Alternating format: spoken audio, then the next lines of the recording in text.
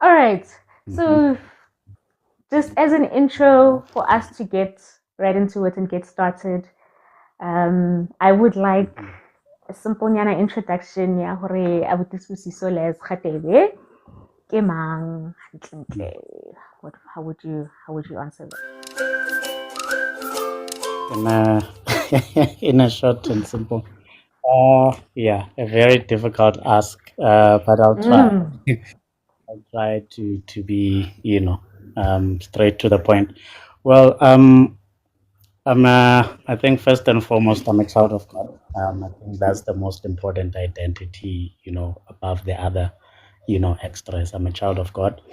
Born and bred in Balfour, Pumalanga, but also lived got for about 6 years of my life, then came back this side. In terms of then the other identities, I'm an author of two books. I'm also a full-time dad. I'm also a youth leader in various sectors. I'm a youth leader at church, but I'm also a youth leader in the community as well. I've been involved in various youth leadership initiatives. So, yeah, I'm also a pastor in training in the AFM, that is the Apostolic Faith Mission of SA. So I'm currently busy with my theological studies. So yeah, I think that would be basically it in a nutshell. I'm a huge, advocate for mental health, specifically mental health for men. Mm. Mental health, because I think my gender doesn't really, take that part of their lives seriously. So I'm a huge advocate for, healthy masculinities, and part of that is having a good handle on your mental health in order to show up for the people that you love, but most importantly to show up for yourself properly. So Mm. yeah, I think that would be it in as short as I, tried to make it. That's who I am in a nutshell. Okay. Lovely to hear that. Just to go back a little bit, what guy? So Hangkonoka ke put Java, but we regular only that's where I was. So Can I just? That's my dad's no, phone. Can I just move that quickly? Okay. I'm just gonna take it and keep it on silent. He'll come and get it. all right, Okay. no, Yes. Hang khono ke yeah, lusaka. no Hangkono ke put Java, Hang khono Mwana ke ke puthe bua chaba. yes. Oh, okay. Wow. Okay. Familiar with those areas. Um. Okay. Na bohading ke puthe chaba, and then hang khono ke magalaneng. Oh, all right, okay. Yeah. Another reason why I ask is because my maiden name Kechates. So I'm like, ha. My father must tell me something here. What's going on? Very interesting. Hey, hey, hey, how? Khatebe mong hape wa qoqa ho etsahetseng? Yeah, we are all over the place. We are all over the place. Hey, actually, you're right. Okay, Abutino, I thank you so much for that for your intro. I think what touched me a lot ki part yeah, you caring for mental health for men specifically, because that's something that gets to me a lot. It really Yeah, does hurt for me. Like um there can never be more than enough resources, but I do see how there is a lot for women, and I have not seen enough for men. And I've had men in my space, from family members to friends, that's needed help, and I've had times where I didn't know who like what do I say, because where do men really go, right? yeah, So it's really great to hear that. I think I did tell you about the Suicide Prevention Month events that I want to do in September, specifically focusing on men, and that is one of the reasons why I push that thing in Suicide Prevention Month for men yeah, specifically, is because of that. Or I don't know, just trying to add my foot or finger into pushing conversation yeah, mental yeah, health when it comes to men, because conversation yo ha e etsahale hakalo, and it's a very important one. It's scary to hear that your brother's gone or your father is gone, or and I feel like I remember I was talking to an Uber driver about this at some point, and he was like, as a man, we all know someone close to us that has committed suicide. And I was like, hey, that's a yeah. Sure. Have you heard of a lot of spaces where, or that you are aware of, where men generally find themselves, sorry, this is where I can go here, I guess shop. Not really. There's very few. I haven't heard a lot because I think we generally, in our society, we generally don't regard men as humans. I think that's mainly the challenge. Is that we just expect men to show up ready-made, but we Mm, hardly, consider the fact that men also need the resources and the spaces mm, in order for them to show up as those ready-made packages. They are made somewhere, and if we don't mm, have those spaces and resources for them to be, okay, and to show up as the versions that we need them to be, then we can't expect them then to show up, as, macho, as, figured out as we need them to be. So I haven't heard of a lot of spaces specifically for men. There are spaces out there, but I think men generally also, because of the way we are socialized, then tend to have this thing, "Ah, gore, ah, I'll be okay," or because we've been raised with that old thing, "Ah, gore, monna ha lle ke nku, o llela ka hare," and all of those things. mm, So when we embrace those things, then eventually, only you will literally die because mm, it gets to a point where you don't know what to do with yourself.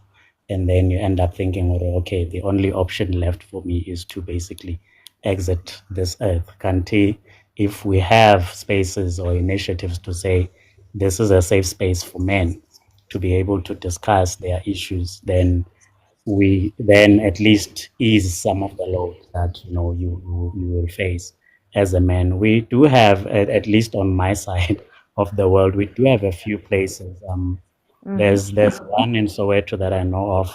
It's called Kinajita.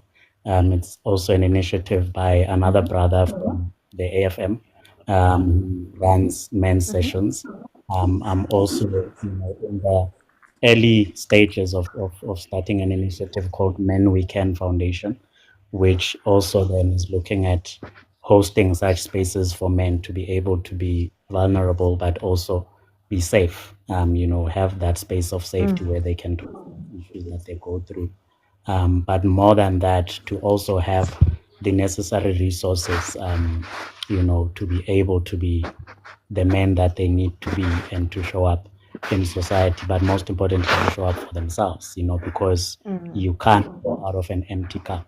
You need to fill yourself up first in order for you to be able to show up for others.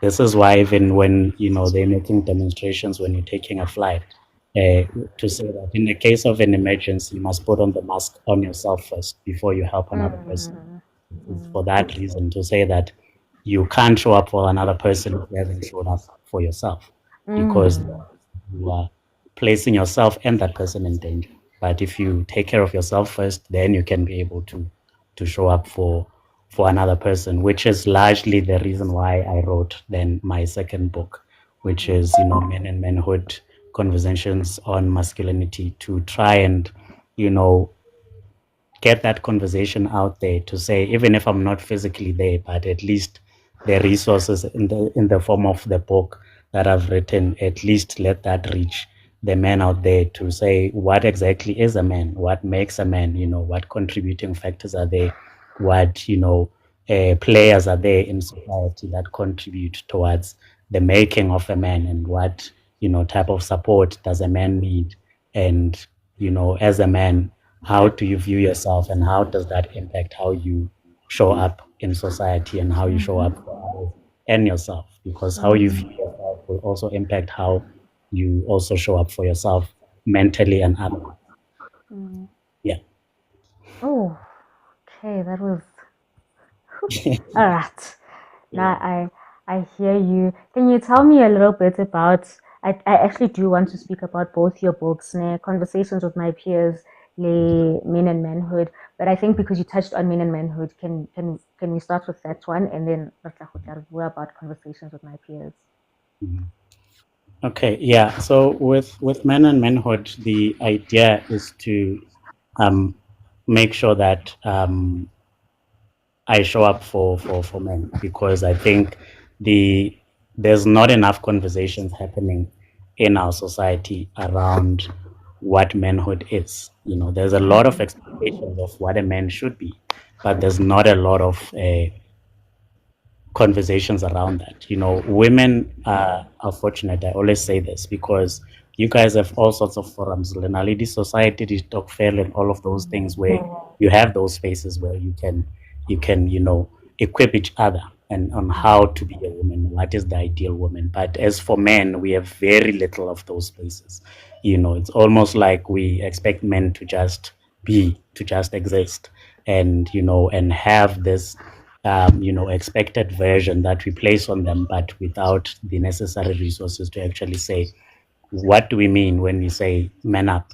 Those are common phrases, but what exactly do you mean when you say to someone man up? What does that entail? Uh, we often say he's not man enough. What is man enough?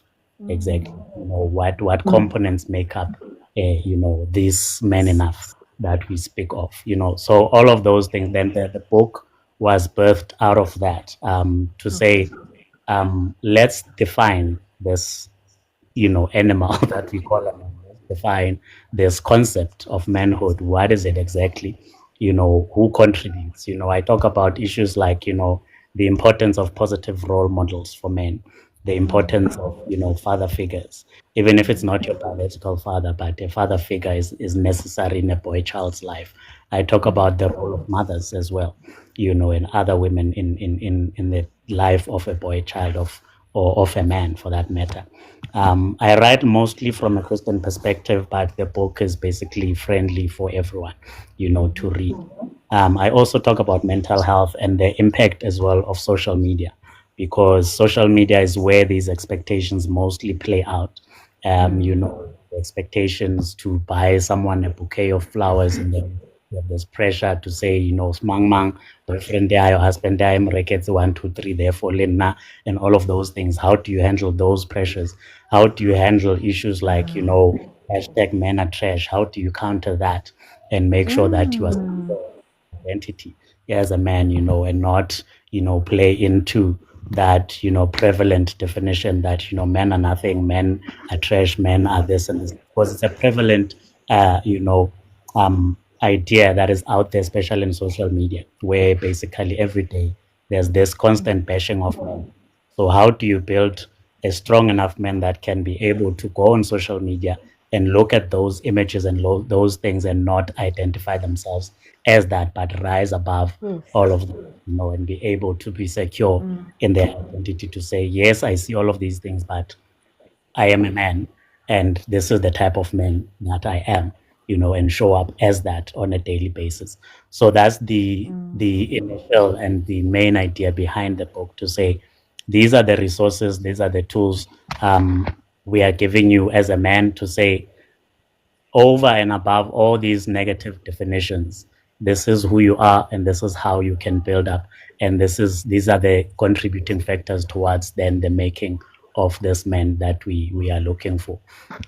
Yeah, so I talk about the importance of marriage, the importance of, we in the Christian community, we have this concept of sexual purity, but most of the time we look at it mostly from a point of leading up to marriage, but no one talks about when you are in marriage, you still need to maintain that sexual purity as well, and not be a man that runs around and, does all sorts of funny things, but, also maintain your faithfulness even within the marriage that you get into and all of that. Also, the preparation towards marriage.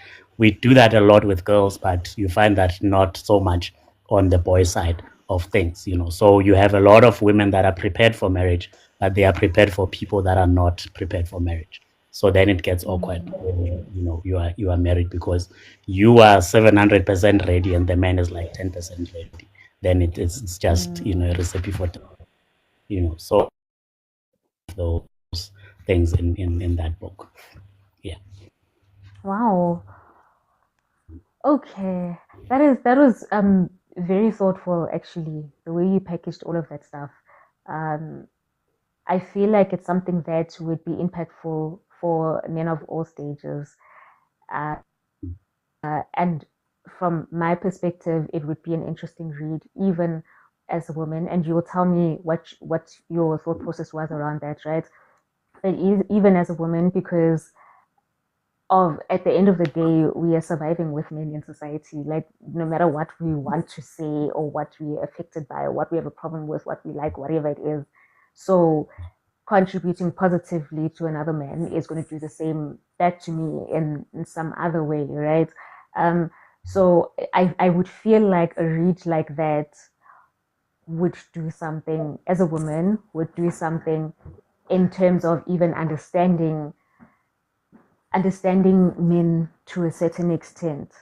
Just for the Yeah. fact that there's a conversation like that made for men, that means, oh, okay, this is probably usually where their head is at. And then now I have a bit of an understanding of who they are and what they're about, which makes it easier. The more you understand, the more information you have, the less you judge, the more you are, Yes. you're open to conversation. Is simple, is and so I'm happy about that. And another thing that I'd also really quite been passionate about is that I believe that societies are created by men.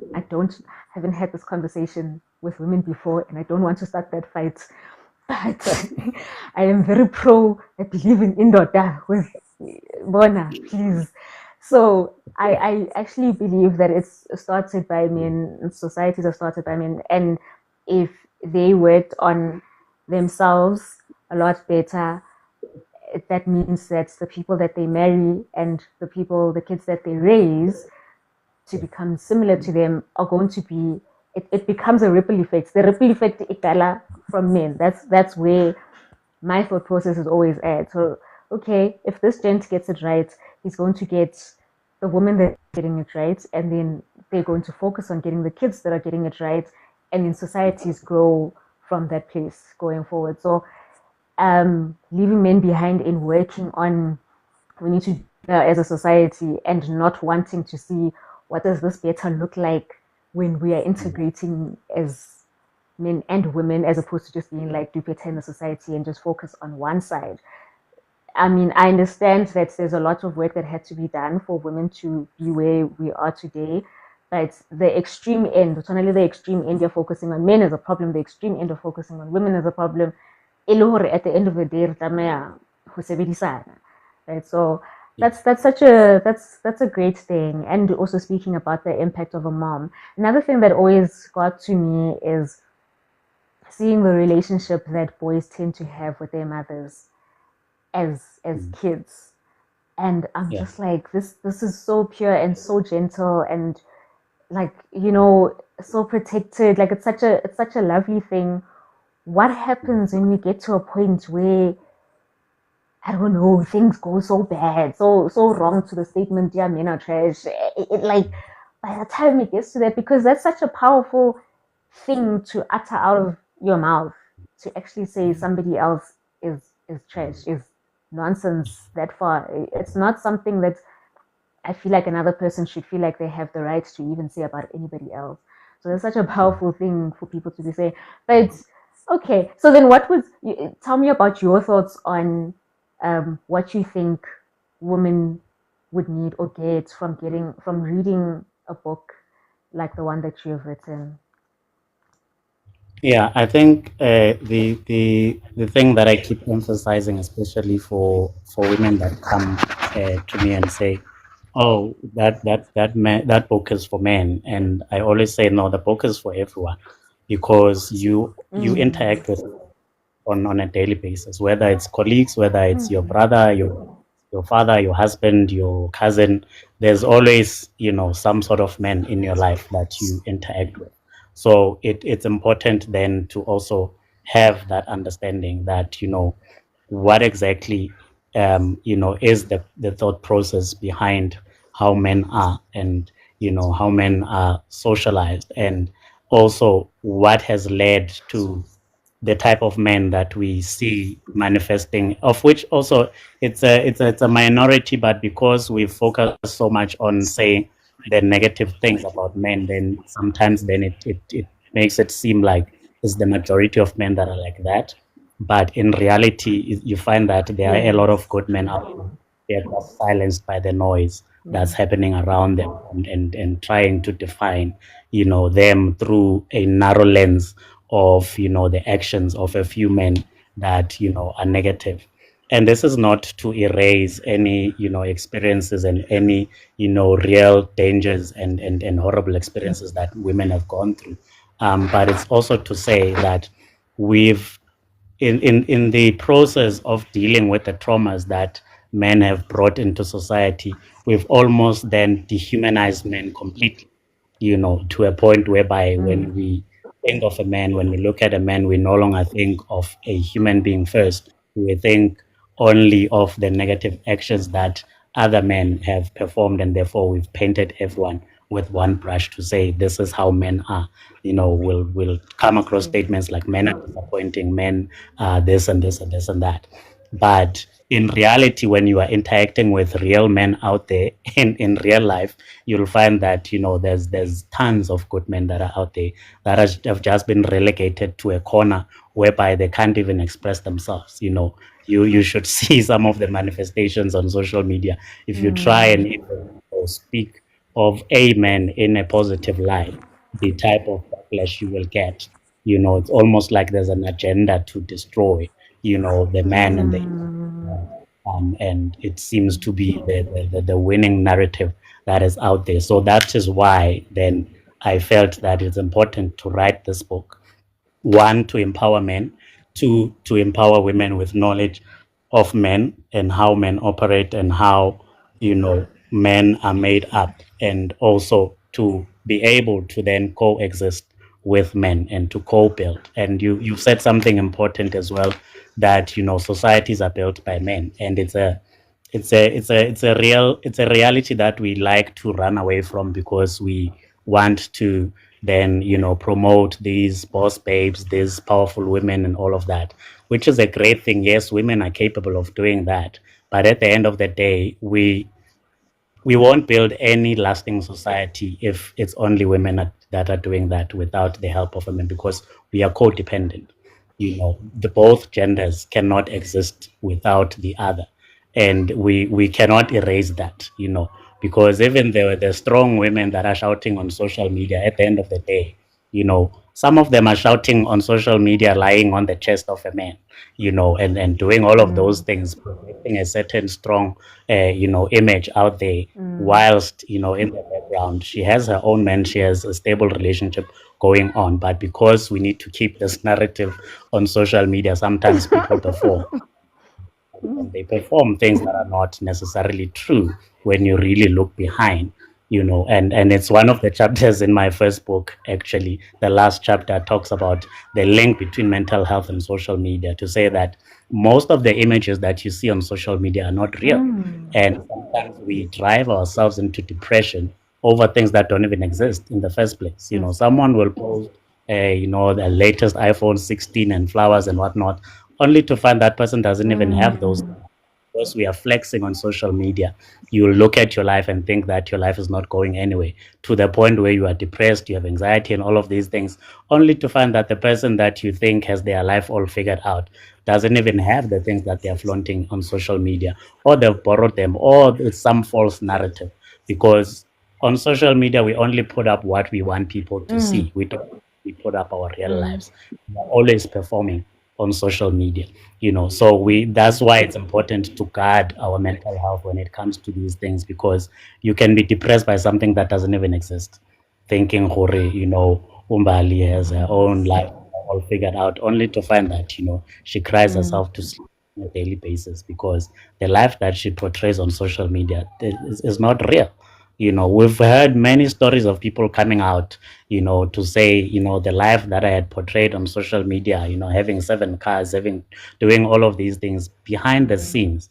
There's usually a very bleak picture that we don't project, onto the public.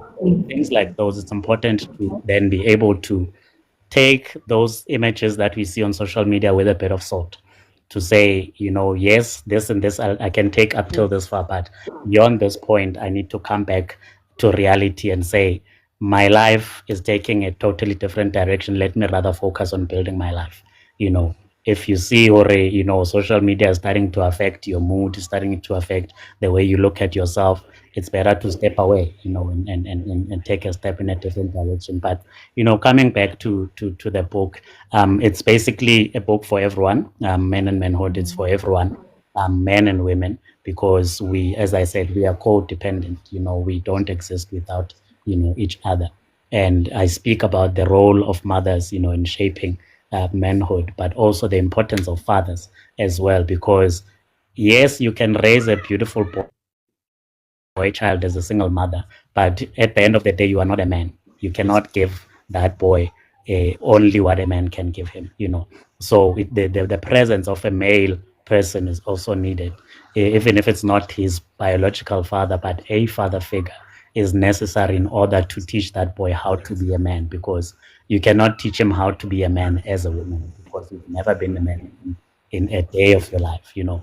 Yes, we can proclaim that women can do anything and everything that they set their minds to, which is great. Yes, they can do that, but you cannot do what you've never been. Mm. You cannot teach someone what you've never been. So for me to learn how to be a man, I need to learn from another man. I cannot learn that from my mother, as much as I love her. She can teach me the Mm. necessary parts of passion and all of those things, which are great, for a person to have a balance of those. But beyond that, I need to learn from a man. I've had great, Mm. excellent father figures in my life. My own father, you know, has never been present in my life. It's been there, here and there and all of that, but never fully present. But I've had good father figures in my life that I've learned from, in the form of my pastors, in the form of my uncles and all of that. So hence I'm saying it's important for a man to learn manhood from another man, as much as the mothers play their role, but their role is limited. And it's supposed to be limited because the two genders need each other at the end of the day. A healthy home is one whereby both parents are present and they are contributing equally to a child's life, so that they turn out, into a balanced human being, whether it's a daughter or a son. They need contributions from both sides. Even psychologically, the research shows, that, your identity and all of those things, they are shaped by the presence of both parents, or both figures rather, of motherhood and fatherhood. If you don't have one of those, then the likelihood that you will have problems as an adult is much higher. Even things like your crime rates, your behavioral issues, and all of those, they can be scientifically traced back to the presence or the absence of fathers in the home. So if fathers are not there, then society tends to take a very skewed direction towards the negative. Yeah. Oh no, I hear you. I liked the part you were speaking of the link between social media and mental health, because that's another place that we are taking a lot of information from, that especially at a vulnerable age, if there isn't Mhm. the mother close by or the father close by, or anywhere into the space, it's very easy for kids at a very vulnerable age to decide to take on a father figure or a mother figure from with what they find on social media. But it also links into everything else, into how men feel after hearing certain things about them and their identity being affected. And then it goes back into mental health on so many different ways, which is why it's quite important that as much as we are looking into social media for the entertainment space or to keep up with what's going on around us, but it's also important to use social media to help you out with the important stuff, and especially stuff that has to do with your mental health, right?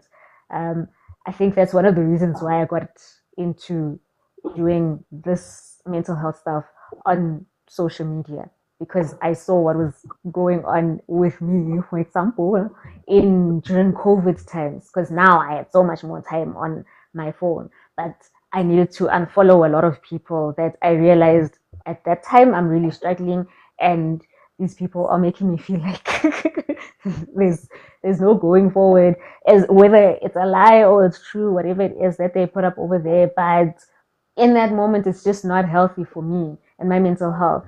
And finding people that are contributing positively to my mental health were not enough. So yeah, but I understand the link. I'm Mm, happy with that. Okay, I think from that, why do you think mental health awareness is important? okay. Yeah, I think it's important first and foremost to demystify what mental health is in the first place, because usually we wait until you are diagnosed, or you wait until there's an intervention. But it's important to get a handle of your mental health even before you get to a point where you quote unquote crash, or reach a point where you are not okay in the first place. So it's important. I mean, there's a saying that says prevention is better than cure. So as part of your taking care of your mental health, it's important to even prevent the point whereby you even get depressed, or get diagnosed with anxiety and all of these other mental health issues. But once you even get there, then you know how you then recover your mental state, and get it to a point where you are balanced. It's important first and foremost to remove all the things, all the triggers, basically, to make sure that you've removed the triggers. If your trigger is social media, or your trigger is a toxic family member, and all of those things, it's important first and foremost to make sure that you remove those. If you can't remove them, remove yourself from the situation, so that you get to a point whereby you are then able to regroup, and be able to then gather the strength that you need. Another important thing is to remember is that it's not an extraordinary thing. You are not alone. There's hundreds, if not thousands, of Mm. other people going through the same thing that you're going through. So um, it's important to remember that this is a normal thing that I'm going through, and the normal course of action is recovery, or even cure. From what you are going through. Mm. Just that positive mindset to say that I am going through this, but I am not this, because sometimes we tend to then take the labels and make them our identity.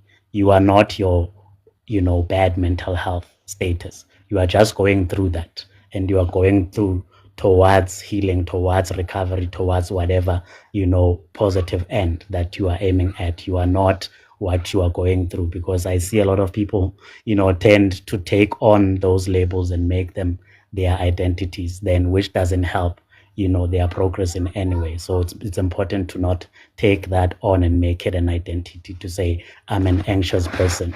No, you are not an anxious person. You are just having anxiety issues, of which, if you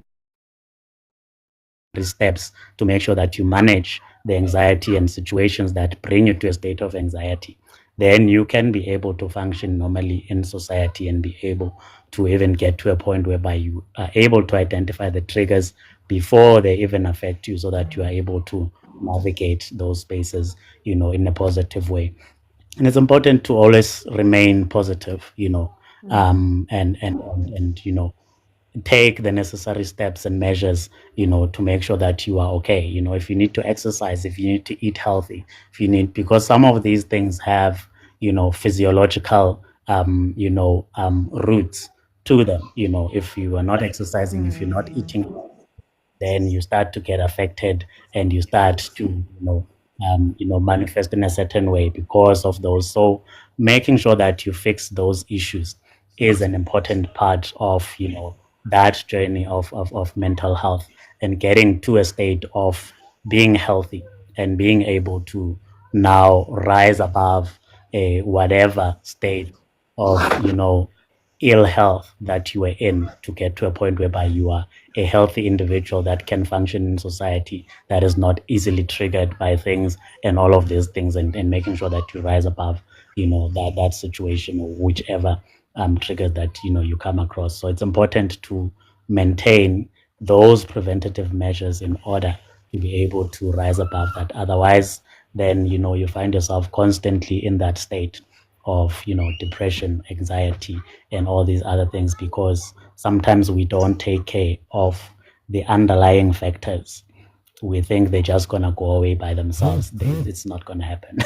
If we don't take care of the underlying issues, the surface issues will always be there, because the roots, if we feed the roots, the plant will always be there. But if we starve the roots, the plant will die off by itself eventually. Yeah. No, I hear you. Okay. What are your favorite um, routines that you have that works for you? Something that you do on a weekly, on a daily, on a monthly, but something that you know, when every time you just try to make sure you maintain this specific thing because it does something really great for your mental health. I'm gonna sound stereotyped, but I think my daily or my frequent routine is most scheduling prayer times really helps to keep me focused. But another thing is also making sure that I stay off any social media content that doesn't align with my mental health. Making sure out, and if I need to unfollow people, then I unfollow those people or unfriend those who maintain my mental health. But also just checking in as well with the people that are around me. One with my partner, the other one with the brothers that I have in my circle that I check in regularly with, to just get, where I am, and also to check in on them where they are as well. That helps. But that one doesn't necessarily happen on a regular basis. Maybe I'll do it that on like a monthly basis, the check-in stuff, making sure that we are still on the same page, and that I'm okay. I have someone that I talk to, and that also I'm checking in on them as well. But the constant one, the most frequent one for me is prayer. Making sure that I make time for, and yeah, it really helps maintain my mental health, and also my spiritual health as well. So it kind of it cuts across many aspects of my life. So I mean, I know other people do stuff like meditation and stuff like that. So for me, it's prayer. Prayer really helps to make my mental health is on point, and that I keep my emotions in check and regulate them and all of that. So prayer helps me to filter out some of the noises that tends to come through. So after prayer, then it helps me to look at things in a better perspective. So it really really helps a lot. So yeah, and those check-ins with my partner, and also the brothers, the friends that I have that I check in with at least once a month. So that those are the mental health mechanisms that I have in place to make sure that I'm okay, I'm doing okay mentally and otherwise. Because I do How? believe in a approach Sorry. that one aspect of your life tends to impact the other aspect. For me, the dominant aspect of my life is obviously my spiritual life. So then it kind of, if that is okay, it spills over into the other areas of my life. Yeah, you were saying. Okay. Okay. That we'll come back to the prayer one because I have questions. Is how often with your social media, how often do you check in on it to make sure you follow, unfollow what is not helpful for you?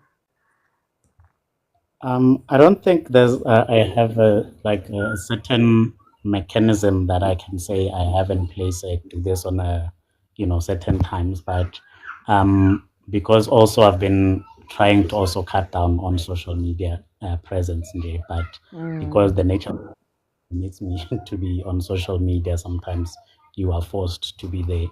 But I think for me, in terms of unfollowing and making sure that I remove content that doesn't align with my mental health, as soon as I come across it, I remove it.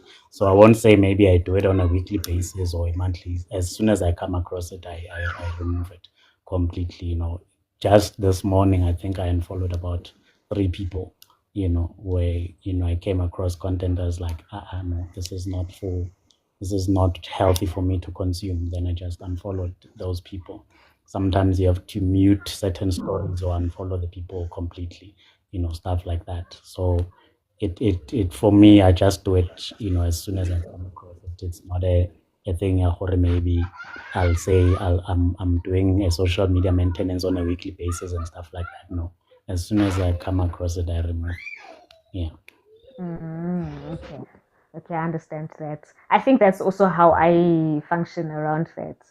Just if I'm seeing something and it links to other people that I'm seeing or doing great or doing something good on social media, then I'll just follow, follow, follow, and then as soon as I bump into something that's off, then I we just get rid of it immediately. Because Yeah. also social media is so instant. So if you say that on Mondays, I just quickly check in on my social media to get rid of what I need to get rid of, you know, what happens on the other days. But okay, I understand that. Then the prayer part, Mhm.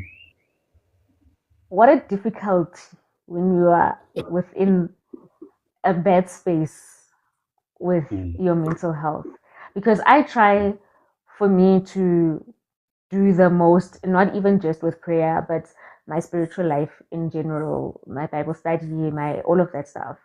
I try my best to do the absolute most when I'm in the best of places. And then as I sink in, I know, okay, fine, I am doing better. I can go back to my prayer journal or whatever, and I'll get back to like my pick me up again, right?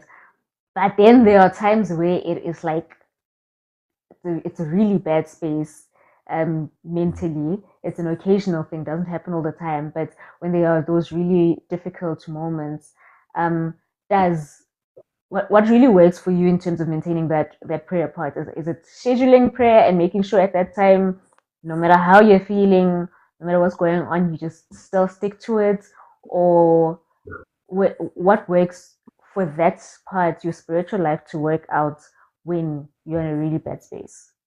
Um, for me, it's about making sure that I schedule the prayer sessions, Mm, especially if I'm not feeling okay, mm, because I know that even if I can sit there and not say anything, um, I know that God hears me because mm, he hears my heart. But sometimes I don't have to say anything. I can just sit there and be in that state of not being okay. But the fact that I am not okay in His presence for me is more than enough. It's not about mm, having to say something or having something to say, but it's about that maintaining that relationship to say that um, because prayer is a relationship for me with mm, God, whether so it can't be then I only pray when things are going okay. It would be basically like if I'm in a serious relationship or in a marriage whereby I only interact with my partner when we are okay or when I'm okay. Then when I'm not okay, then I shift away. It doesn't make sense. So even if I'm not okay, I'll still make that time and be not okay in his presence, but knowing that at least I've maintained that relationship, then it would make sense that I've made that time of schedule. Yeah, yes. So that making sure that I do schedule those prayer sessions and I go there, whether or not I say anything for me is immaterial, but the mm. fact that I've gone to that session and have made time for me is more important than saying that no, I'm not gonna pray today because I'm not feeling okay. That doesn't make sense. for me.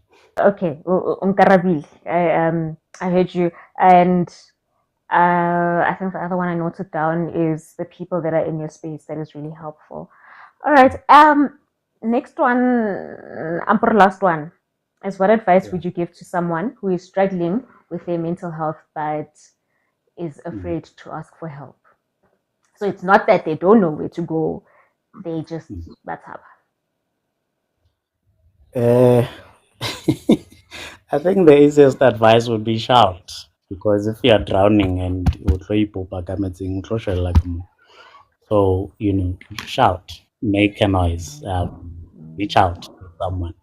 Um, Especially with men, I think men we are bad at reaching out. We are bad at asking for help because we have imposed upon ourselves the hero role and the provider role, the all the problem solver roles, that sometimes when we have problems, it's hard for us then to look to someone else to say, help, I'm drowning, help, I'm not okay, even if it's temporarily. If you're not okay, you're not okay, and you don't have to be ashamed of not being okay, because at the end of the day, we are all human. You can't do them all. You can't always be strong. You can't always, it's impossible for a human being to always be strong. In fact, by nature, we are fragile people, Mm, whether male or female. The life of a human being is a fragile thing, by nature. So we can't then want to be strong even when we are not strong. Just, don't be ashamed that right now I'm not okay and I'm not doing okay.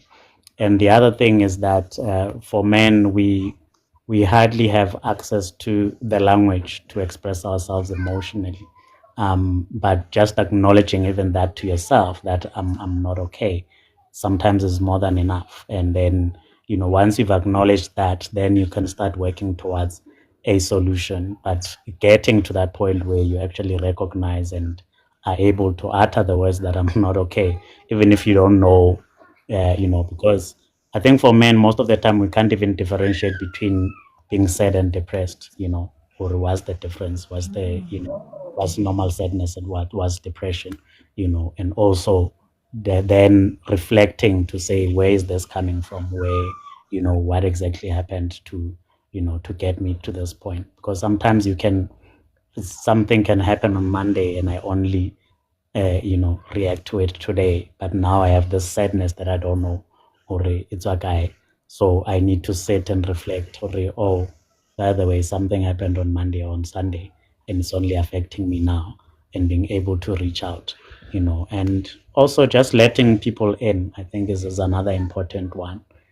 Just learn to let people in and accept help, because we are here for each other. We are here to lift one another up, and that's the nature of human relations. We by nature we are relational beings, and if we are relational beings, it means that also I look to others for them to uplift me. It's not about me being always the Superman, being the one that always carries the things and solves the problem. Sometimes I have my own problem that I'll need to partner with others in order for me to solve them. I can't, solve all of my problems on my own. It's impossible. That's mm, why Sotho se re motho ke motho ka batho. You are not an island. You don't exist in a vacuum. You need others to be able to help you to navigate life. Otherwise, even if it's going to your pastor or your leader or whoever is there in a position of authority over your life, it's important to be able to reach out to those people, whether it's friends, whether it's parents, whether it's people in a position of authority. Someone, just reach out to someone. Otherwise, these suicide rates will not go down, because we refuse to reach out and to say, I'm not okay. I'm really not okay, and I need help. Yeah. So we don't need to be ashamed. I mean, we all go through stuff. It's normal to go through stuff. It's not something that's unique to you as an individual, but we all go through stuff and we all have moments of weakness and not having it all together or figured out. And it's okay. Mm. You know? Yeah. No, thank you so much for that. That's really helpful. I think you saw Mm. throughout this conversation I've been taking notes. Yeah. Been taking notes. Yeah, that's really helpful. I really appreciate your input and all that you had to say today.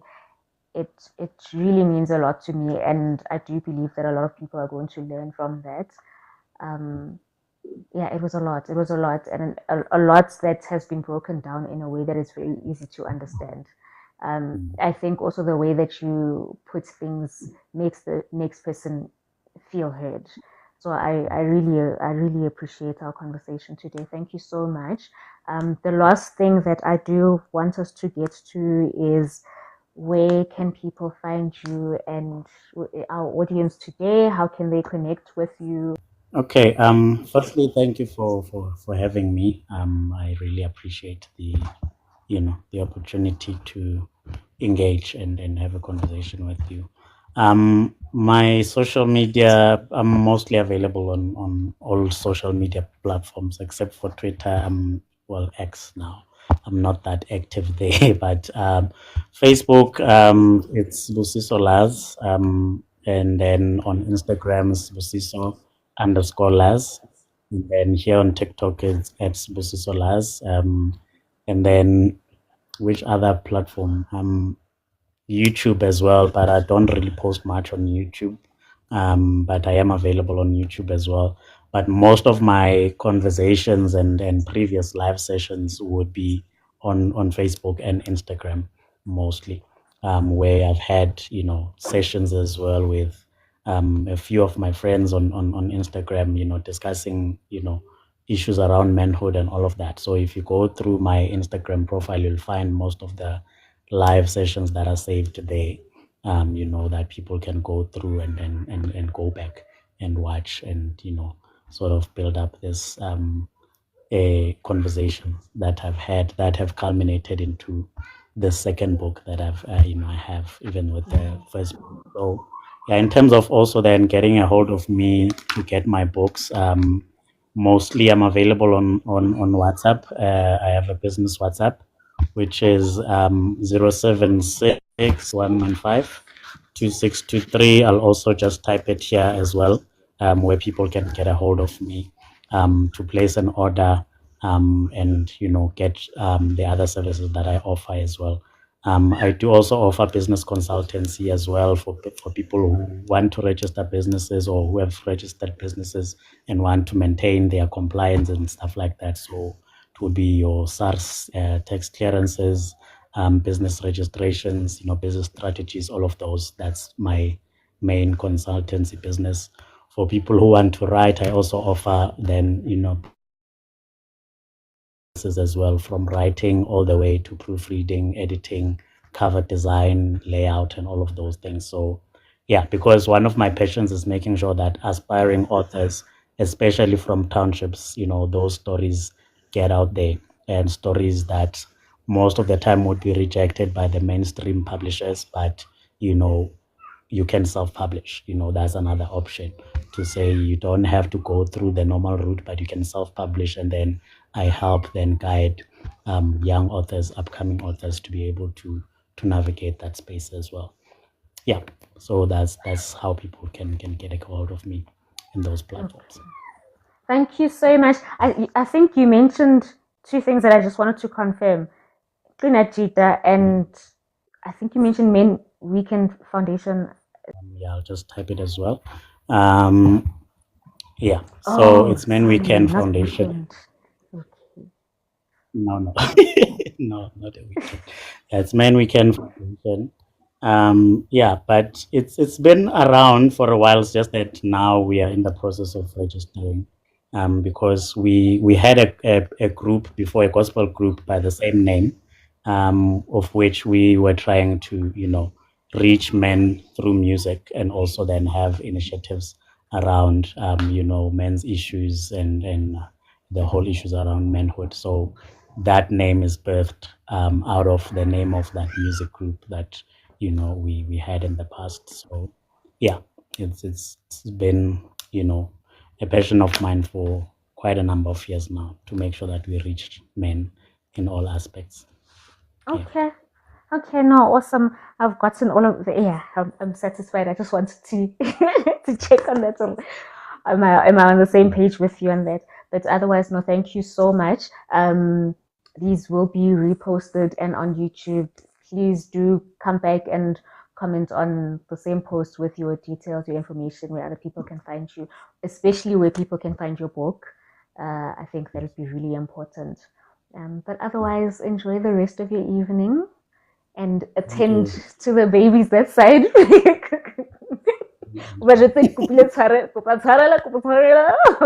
It's been too long. Thank you. Mphile nako a bone. All right, Yeah. no, thank No, you.